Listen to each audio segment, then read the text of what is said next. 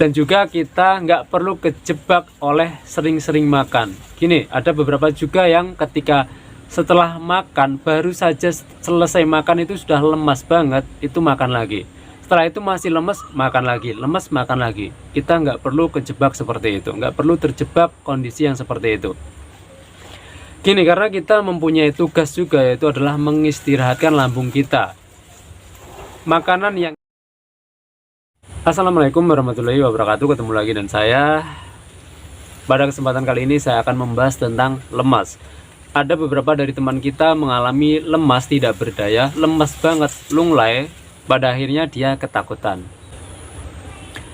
Dan tentu saja kalau saya sendiri, pengalaman pribadi saya juga seperti itu. Mengalami lemas tidak berdaya, seakan nggak punya tulang, seakan nggak punya otot, saking lemasnya.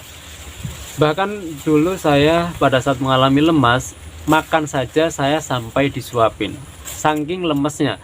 Saya dulu disuapin, saya lupa berapa minggu, saya lupa, tapi lumayan lama juga disuapin. Tapi pada akhirnya bisa sendiri. Dan tentu saja saya mengalami lemas juga nggak sebentar. Seingat saya mengalami kembali normal itu sekitar 3 bulanan. Seingat saya sampai benar-benar kembali ada tenaga itu 3 bulanan.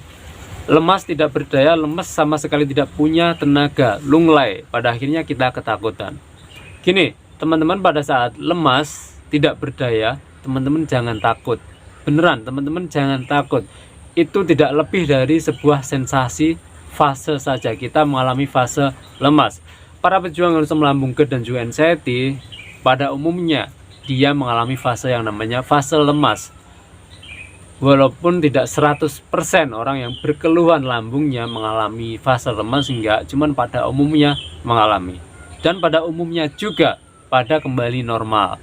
Jadi teman-teman ketika mengalami fase lemas, teman-teman tenang saja. Teman-teman tenang, nggak perlu takut. Nggak perlu takut, nggak perlu khawatir, nggak perlu was-was, nggak perlu cemas, nggak perlu panik. Pokoknya kata-kata yang semakna dengan itu, teman-teman nggak perlu seperti itu. Santai, tetap tenang. Yang perlu diperhatikan yang pertama yaitu tadi, teman-teman harus berusaha untuk tenang. Menurut saya itu adalah kunci, berusaha untuk tetap tenang walaupun mengalami lemas. Setiap saat lemas harus kita berusaha untuk tetap tenang. Karena ketika kita cemas, ketika kita panik, cemas dan panik itu sendiri membutuhkan tenaga yang sangat besar dan dia mengambil dari tubuh kita. Pada akhirnya kita semakin lemas.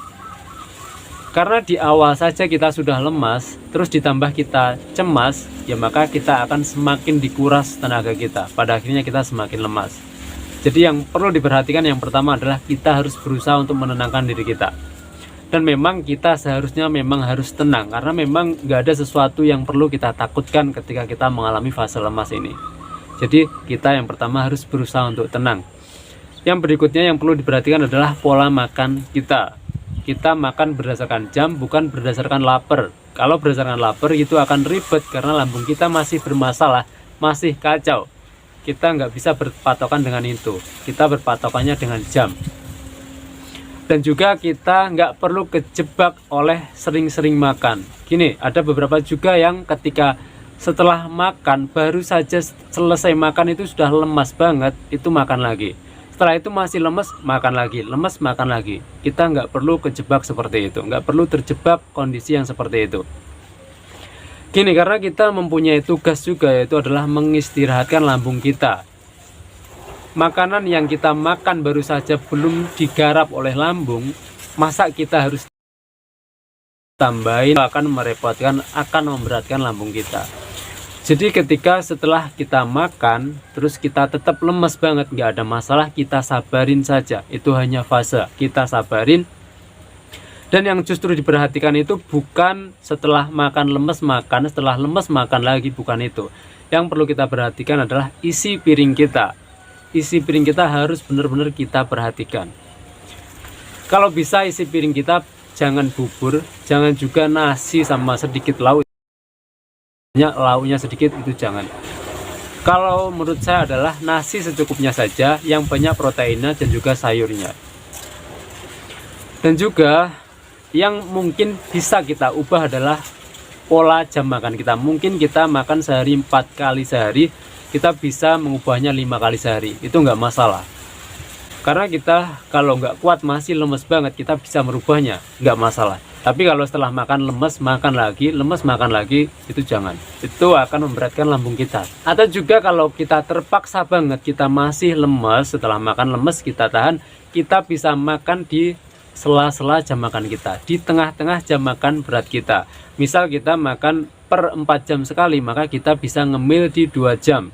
Kita bisa ngemil yang aman adalah buah, tapi selain buah ada juga yang aman. Teman-teman cari saja cemilan yang aman. Jadi itu bisa kita lakukan ketika kita masih lemes-lemes banget, kita bisa ngemil di sela-sela jam makan kita. Nanti setelah makan lemes kita sabari lagi, di tengah-tengahnya kita bisa ngemil lagi.